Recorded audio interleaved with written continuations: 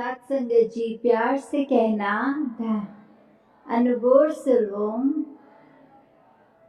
तो हर जगह हर वक्ता हर स्थान पे बस ये सत्संग में जो निचोड़ की बात करें तो वो यही है कि इस गुरु को, इस निरंकार को पाया जा सकता है।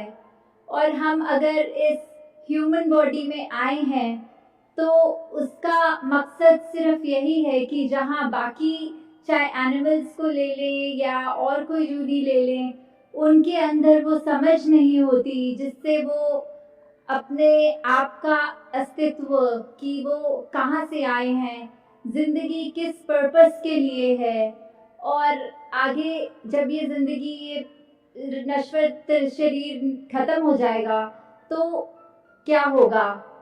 तो ये सब जो है ये हम चाहे कोई भी पुराने शास्त्रों को उठा लें या अपने दिमाग से भी अगर लॉजिकली एनालाइज करके देखें तो यही पता लगता है कि इसी का जो परमात्मा रूप है, ये जो एंडलेस है, ये कतरे कतरे में है, और हम जो आत्मा है वो उसी की अंश हैं। तो अगर हम इस जिंदगी में जीते जीते ही इस निरंकार का असली रूप पहचान सकें, ये वही ब्रह्म ज्ञान है जो कुरुक्षेत्र के मैदान में श्री कृष्ण जी को मिला। ये वही ब्रह्म ज्ञान है जो रविदास जी, कबीर जी, मीराबाई जी, तुकाराम जी इत्यादि बहुत ही संत हैं हिंदुस्तान में भी और बाहर भी, जिनके नाम गिनने पे आए तो खत्म हो जाएगा समय। तो वो सबके जीवन में ऐसा ये क्या था जो उनको बाकी इंसानों से अलग ही थोड़ा सा ऊपर एलिवेटेड श्रेष्ठ माना जाता था।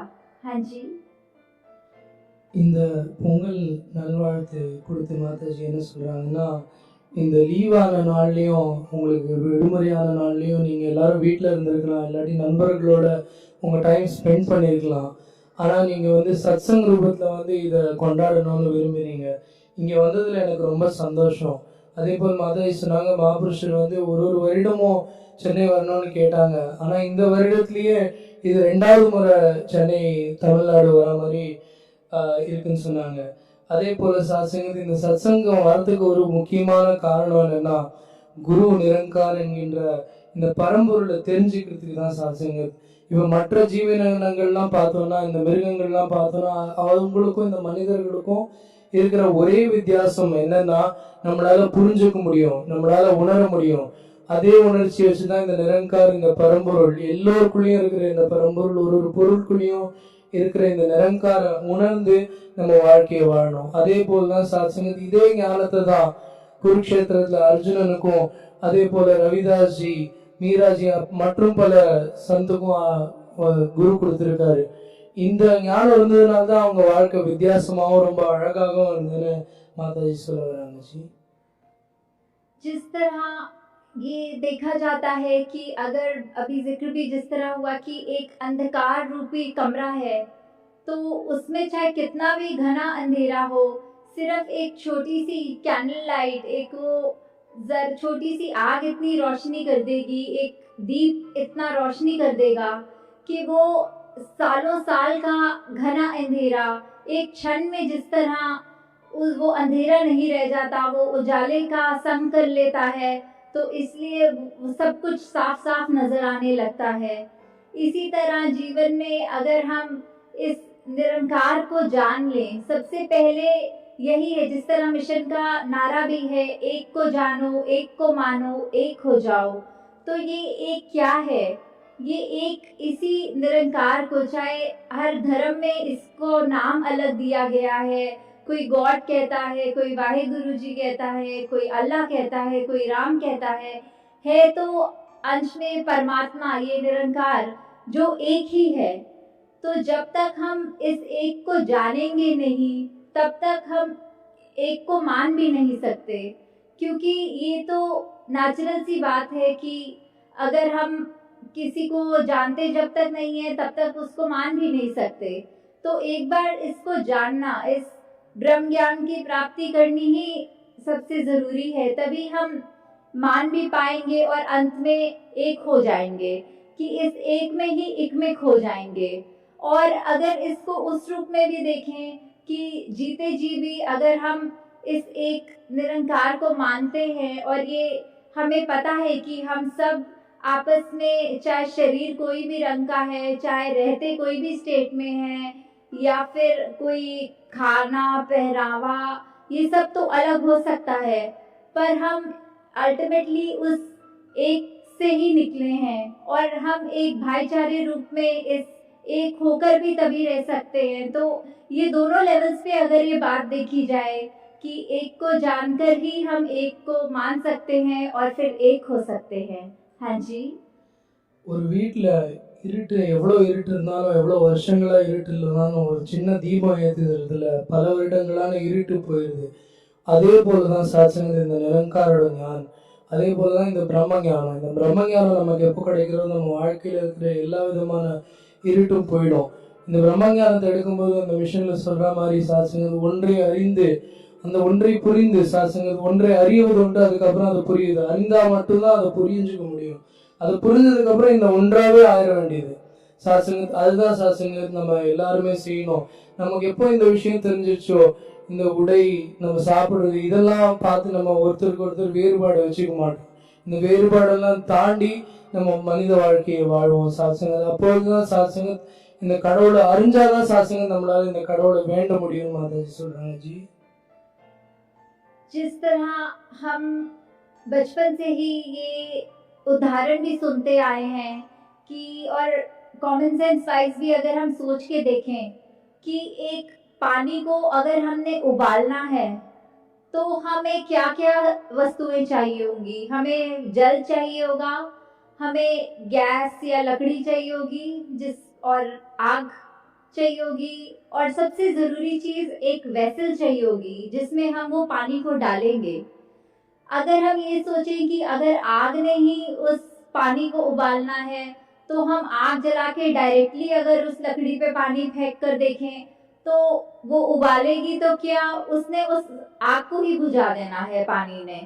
तो ये जो एक कंटेनर है जिसमें हम पानी डालते हैं और फिर आग का इस्तेमाल करते हुए हम देखते हैं कि कैसे वो पानी उबल रहा है, तो ये जो कंटेनर, जो मीडियम है उस पानी को होल्ड करने का, वो ही बहुत ही महत्वपूर्ण बात है इसमें पूरे में गौर करने वाली, कि किस तरह एक कंटेनर की वजह से ही हम पानी को एक जगह पर रख कर और उसको उबाल कर उसकी देख सकते हैं कि कैसे हो रहा है।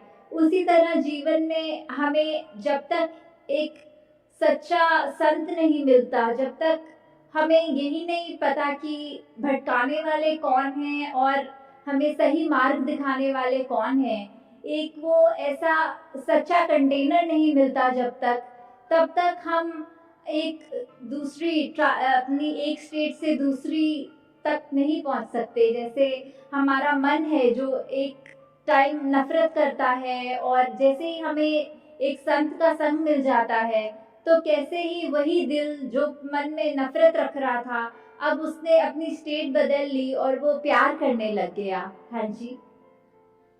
சாட்சியங்கள் நம்ம கேள்விப்பட்டிருக்கோம், ஒரு தண்ணியை நம்ம சூடு பண்ணணும்னா அதுக்கு நெருப்பு, பாத்திரம், அதே போல் சாட்சியங்கள் தண்ணியை வேணும். இப்போது இந்த நெருப்பில் ஸ்ட்ரெயிட்டாக நான் தண்ணியை ஊற்றிட்டு இந்த சூடு பண்ணணும்னா அது என்னால் முடியாது. அது கண்டிப்பாக அந்த பாத்திரம் வேணும். அந்த பாத்திரம் எவ்வளோ முக்கியமான ஒரு விஷயம் அந்த இடத்துல. அதே போல் தான் சாட்சியங்கள் நம்ம வாழ்க்கையில் பல நண்பர்கள், பல ஆட்கள் நம்ம வாழ்க்கையில் வராங்க. ரொம்ப முக்கியமான ஒரு பாத்திரம் என்னென்னா அந்த மாபுருஷர். நம்ம ஒரு மாபுருஷரை பார்த்து சந்திச்சதுக்கு அப்புறம் தான் இந்த உண்மை என்னங்கிற விஷயம் நமக்கு தெரியும். அவங்க தான் நம்மளை இங்கே கூட்டிகிட்டு வருவாங்க. அதுக்கப்புறம் தான் நம்ம இந்த உண்மையை புரிஞ்சுக்க முடியும்னு माताजी सुराना जी। जिस तरह अभी इस सत्संग के रूप में आप सब इतनी मर्यादा में बैठे हैं, इतने अपने उस कंडक्ट में बैठे हैं कि हम ध्यान से जो भी बातें आ रही हैं उसको सुन भी रहे हैं, उसको ग्रहण करके। पर बात सिर्फ वो नहीं है कि सत्संग का जो रूप है वो यहाँ पे सीमित हो जाएगा। इसके बाद जब हमने घरों को जाना है तो क्या जो आज यहाँ पे सीखा वो हम अपने जीवन में इम्प्लीमेंट कर रहे हैं कि नहीं। ये हर एक को इधर आए आज ये सोचना है कि किस तरह ना कि सिर्फ बस सुने ही पर अपने मन में वो अच्छी बातों को डाल लें, ताकि जो जीवन है आगे चलने वाला वो अंधकार में ना रहे। जिस तरह कहा भी है कि तिमिर गयो रवि देखते, कि किस तरह जैसे ही एक सूरज आता है तो अंधेरा चला जाता है। वही बात जैसे दासी कुछ देर पहले भी इसी टॉपिक पे बात कर रहे थे कि ये ऐसे ही होता है जब यहाँ आकर संतों की इतनी इनलाइटेंड बातें सुनते हैं, उनको अपने मन में बसाते हैं, तो जीवन भी हम निरंकार की कृपा से ऐसा ही अपना कायम करें कि हर कोई हमारे जीवन में इस तरह ये स्पार्क देखे और बोले कि इस व्यक्ति का जीवन बाकियों के जीवन से अलग क्यों है।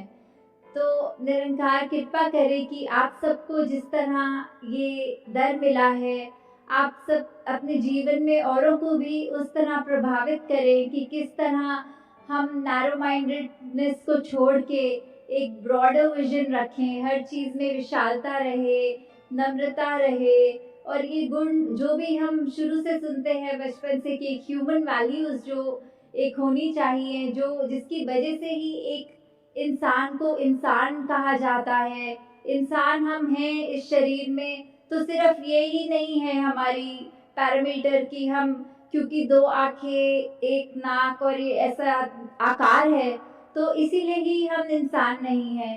अगर इंसान है तो वही बात मनुर्भव कि मनुष्य बनो, कि इंसान के शरीर में भी आके अगर इंसान बनने को बोला जा रहा है तो वो वही बात है कि वो जो ह्यूमन क्वालिटीज़ हैं जिसकी वजह से एक इंसान को इंसान असल रूप में कहा जाता है, वो सब हम अपने जीवन में डे टू डे लाइफ में वो क्वालिटीज़ रखें, ताकि हम सच में ये बात ना ही सिर्फ अपने तक रख सके बल्कि जो भी हमारे कांटेक्ट में आए उस तक ये रख सके। हाँ जी। சாத்சங்கத் இந்த ஒரு சின்ன விஷயம் என்னன்னா, இந்த உலகத்தை சாத்சங்கத் எந்த ஒரு விஷயங்கள் நடந்தாலும் சாத்சங்கத் அது நல்ல எண்ணத்தோடு நடக்கணும். அதே போல் சாத்சங்கத் இங்கே வந்து நம்ம சத்சங்கில் உட்காந்து இந்த நல்லெண்ணங்களை கேட்டால் மட்டும் போகாது. இந்த சாத்சங்கத் இங்கே மட்டும் ஆனந்தம் எடுத்தால் போகாது. நம்ம வீட்டுக்கு போய் சாத்சங்கத் நம்மளோட பழகிறவங்க கிட்ட நம்ம அந்த அன்போடையும் அந்த பாசத்தோடையும் பழகணும்னு மாதாஜி சொல்கிறாங்க. ஏன்னா சாத்சங்கத் மனிதனோட வாழ்க்கை வந்து அவன் மனுஷன் எப்போ கூறப்படுறான்னா அவங்ககிட்ட அந்த மனித தன்மைகள், அன்பு, பாசம், பணிவு இதெல்லாம் இருக்கும்போது தான் அவன் மனிதன்னு கூறப்படுறது. இல்லைன்னா அவனை மனிதன்னு கூறப்படுறது கிடையாது. அதனால இந்த விஷயங்களை நம்ம கிட்ட இருக்கிறவங்க, நம்ம ஃபேமிலியில் இருக்கிறவங்க எல்லாருக்கூடையும் நம்ம வந்து அன்போடையும் பாசத்தோடையும் பணிவோடையும் நடந்துக்கணும். அதே போல் இதெல்லாம் நடந்துக்கிட்டா மட்டும்தான் சாத்சங்கத் நம்மளை மனிதர்கள்ல கூப்பிட முடியும்னு சாத்சங்கத் माताजी சொல்றாங்க जी। दिल्ली से तो निकले हुए 1 महीने से ऊपर हो चुका है, जिसमें राजस्थान, महाराष्ट्र, कर्नाटका, तमिल, केरला और भी अन्य कुछ जगहों को कवर करने का मौका मिला, और आज इधर फिर से तमिलनाडु आके आपके चरणों में रहकर भी बहुत जहाँ खुशी है वहाँ, और अभी आगे भी है कुछ दिनों का टूर, और उसके बाद 29 जनवरी को वापस दासी दे दिल्ली जाना है। तो उसी तरह आपका हर जगह जहाँ भी सत्संग हुई है, यही भाव जो है वो देखकर दातार से यही अरदास निकलती है कि ये सत्संग रूप जो आपका है आज इस पंडाल में तक सीमित है। निरंकार कृपा करे कि आगे से आगे एक दूसरे को उत्साह देते हुए हमने इस संगत में भी इजाफा करना है। साथ संगत जी, धन्यवाद जी। சாத்சங்கத் டெல்லியிலேருந்து கிளம்பி 1 மாதத்துக்கு மேலே ஆகிவிட்டது. சாத்சங்கத் இதற்கு இடையில் சாத்சங்கத் ராஜஸ்தான், கேரளா மற்றும் மகாராஷ்டிரா இந்த இடங்களெல்லாம் போயிட்டு சாத்சங்கத் இங்கே வந்ததில் ரொம்ப சந்தோஷமாக இருக்குது. அதே போல் திருப்பி 29ஆம் தேதி டெல்லி கிளம்புற பிளானில் இருக்குது. சாத்சங்கத் நங்கார் வந்து எல்லாருக்கும் இந்த ஆசீர்வாதம் கொடுக்கணும், எல்லாருக்கும் இந்த ஆசீர்வாதம் கொடுத்து இந்த சின்ன இடத்துல மட்டும் இத்தனை பேரோட சத்சங்கம் செய்கிறத விட இன்னமும் மேல் கொண்டு சாத்சங்கத் இன்னும் அதிகமான நம்மளோட பிஹேவியர் சாத்சங்கத் நம்மளோட பழக்கங்களையும் நம்மளோட பணிவையும் பார்த்து இன்னும் அந்த மிஷன் பெருசாகணும்னு மாதாஜி கேட்டுக்கொள்கிறேன். சத்சங்கத்தில் எல்லோரும் அன்போடு சொல்லுவோம்.